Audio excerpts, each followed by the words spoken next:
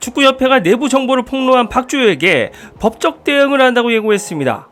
축구 유튜브로서 이런 문제에 대해서는 전해드리고 할 말을 해야 한다고 생각하는데요. 박주호는 자신이 속한 전력강화위원회가 지난 5개월 동안 위르겐 클린스만 전 감독의 후임을 찾기 위해 노력했다고 밝혔습니다. 그러나 홍명보 감독의 선임이 전혀 절차에 따라 이루어지지 않았다고 폭로했죠. 조사 분석과 미팅, 인터뷰 등 사전 준비해온 외국인 감독만 20명이라고 밝혔습니다. 하지만 박주호는 실시간으로 홍명보 감독이 내정됐다는 소식을 접하고 당혹감을 감추지 못했습니다. 과연 축구협회는 외국인 감독 선임에 대한 의지는 있었을까요? 박주호의 폭로는 단순한 불만 표출이 아니었습니다. 전력강화위원회 내에서 이미 국내 감독 선임이 사실상 내정되어 있다는 점을 강조했습니다.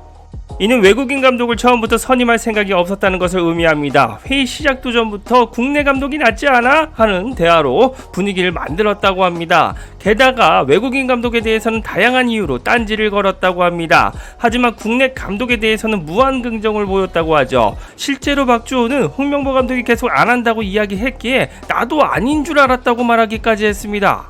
5개월 동안 무엇 했나 싶다, 허무하다, 저는 그만해야 하지 않나 싶다고 축구협회에 완전한 실망감을 내비쳤습니다. 그런데 이런 박주호에게 축구협회가 법적 대응을 한다고 나선 겁니다. 많은 축구팬들은 축구협회의 행동에 분노하고 있습니다. 팬들은 박주호를 지지하고 축구협회를 비판하는 목소리를 높이고 있는 중인데요. 특히 박주호가 축구협회에게 무시를 당한 것도 도마에 올랐습니다. 넌 지도자 안 해봤잖아 라는 발언을 들었다고 하죠. 임시감독 선임 과정에서도 무작위로 투표를 하자는 의견이 나왔다는 점을 지적했습니다. 선임 과정을 기록에 남겨야 함에도 그냥 친구들끼리 술래 뽑듯이 투표로 뽑은 겁니다.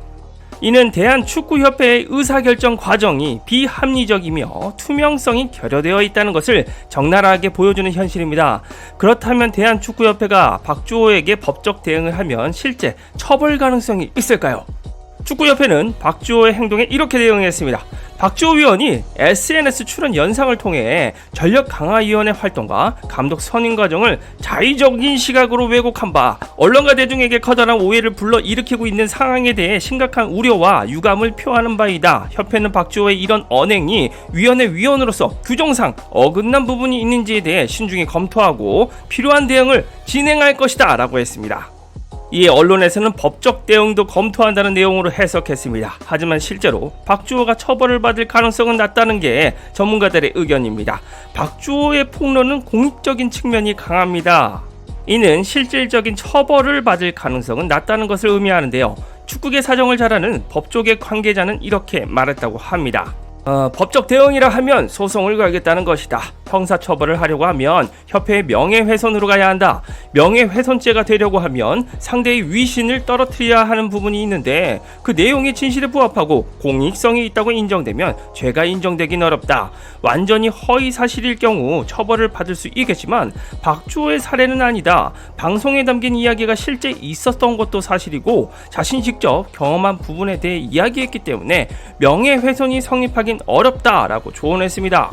그렇습니다. 박주호가 사익을 추구했다는 주장이 인정되기 어렵다는 것입니다. 특히 법원도 상황을 잘 안다는 점, 그리고 박주호도 돈도 많은데 이것을 수익을 노린 것이 아니라는 점입니다. 명예훼손으로 손해배상은 어떨까요? 마찬가지로 공익성이 인정되면 손해배상이 힘듭니다. 오히려 협회가 징계를 주면 박주호가 이에 대응하기 위해서 법적으로 가는 방법이 있습니다. 또한 박주호가 비밀 유지 조항에 서명했을 경우입니다. 그렇게 된다면 계약을 위반한 건 맞지만 역시 공익적인 측면으로 인해 처벌까지 이어질 가능성은 적다고 하죠. 비밀 유지 조항 의무를 부여하는 건 효력이 있고 지키는 게 맞습니다. 하지만 비밀 유지 의무를 위반해서 손해가 발생했다고 해서 형사처벌 대상은 아니라고 합니다. 이럴 경우 민사로 가야 할 텐데 그럴 때는 협회가 손해 산정을 해야 합니다. 구체적인 손해가 얼마인지 알아야 하는데 이것도 공익성이 있으면 알 수 없습니다. 예를 들어 살인을 목격했는데 비밀 유지 조항이 있다고 입을 다물고 있는 건 옳지 않습니다. 내부 사정이 있다고 해서 손해배상을 하는 것도 바람직하지 않습니다. 그리고 회의 내용을 언론에 제보해서 온 사람들도 다 해당되는 문제입니다. 박주호만 고소하는 건 형평성 문제가 있다고 합니다. 이런 상황에서 협회가 그대로 법적 대응을 밀고 간다면 한국 축구팬들 입장에서는 오히려 더 좋습니다. 그 이유는 축구협회가 법적 대응을 하면 진실공방이 될 수밖에 없기 때문입니다. 그동안 부패했던 뒷이야기가 모두 폭로될 게 뻔합니다. 축구협회가 법적 대응을 하면 박주호 위원도 모든 내용을 싹 다 폭로하게 될 겁니다. 그렇게 되면 축구협회의 불편한 진실이 더 많이 나오게 됩니다. 때문에 축구협회가 박주호를 상대로 엄포만 놓았지만 법적 대응을 하지 못할 거라는 의견이 많은 상태입니다.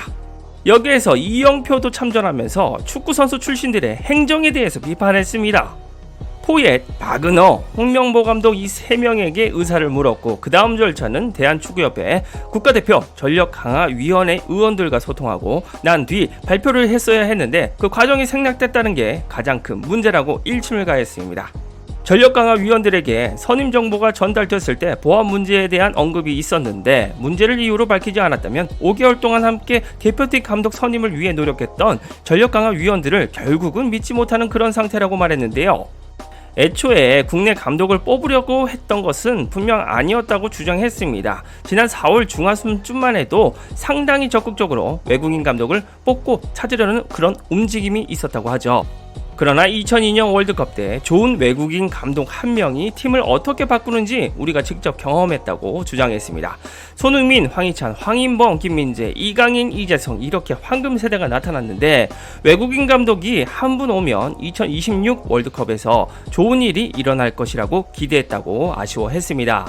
그러면서 결과 부분에선 정말 제가 사과하고 싶다고 말했습니다. 팬들이 만족할 만한 감독을 모셔오지 못해서 상당히 안타깝고 그 부분에 대해선 사과한다고 했습니다.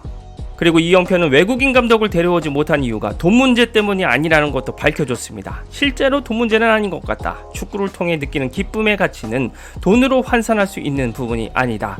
협회가 TV 중계권을 OTT나 공중파 채널에 팔면서 상당히 많은 수익을 내고 있기 때문에 자금은 충분했다고 말했습니다. 아니 이거 돈 문제도 아닌데 협회가 그동안 언플에서 클린스만 위약금 이야기를 흘린 건 너무한데요. 이영표는 이번 감독 선임 과정에서 가장 큰 문제는 팬들을 실망시킨 것이라고 지적했습니다. 협회가 여러가지 행정적인 실수를 했다. 실수가 반복되면 실수가 아니라 실력이 될 수 있다. 전체적인 변화가 필요하다고 말했습니다. 그리고 축구 팬들이 기대했던 위르겐 클롭급 감독과 접촉했다는 발언에 대해서는 이렇게 말했습니다. 그 부분에 대해선 사과하고 싶다. 그때 당시에 실제로 대한축구협회가 사비 에르난데스, 라파엘, 베니테즈처럼 제 기준에 깜짝 놀랐을 감독들과 컨택했다. 실제로 적극적인 모습을 보면서 우리가 이번엔 좋은 감독을 모셔올 것이라는 기대가 컸다. 당시엔 박주호 등 많은 위원들이 들어갔던 전력강화위원회를 의심하는 목소리가 있었다. 기대해보자는 의미에서 한 이야기였고 클럽급인가 라는 물음에 내 기준에선 그렇다고 이야기했었다. 결론적으로는 이 일을 보면서 우리가 팬들을 만족할 만한 감독을 데려오지 못한 것을 안타깝게 생각하고 그 부분을 사과하고 싶다고 말했습니다. 축구 팬들은 이제는 사과는 그만 받고 싶습니다. 이영표 위원이 말한 것처럼 축구협회도 증명하는 자리입니다. 이영표는 자신을 포함한 축구선수 출신들은 당분간 행정을 하면 안 된다고 쐐기를 박았습니다. 사실상 축구선수라고 행정을 잘하는 것은 아니라고 솔직하게 밝힌 것인데요. 맞습니다. 확실히 축구협회는 체질 개선이 되어야 합니다. 왜 JMK가 축구협회장으로 앉아 있어야 하는지 국민들은 이해를 못하고 있습니다. 축구협회를 상대로 국민들이 탄핵을 해야 하는 시기가 왔는지도 모르겠습니다. 이상 축구용이었습니다. 구독과 좋아요, 알림 설정 눌러주시면 빠르고 정확한 소식과 분석으로 보답하겠습니다.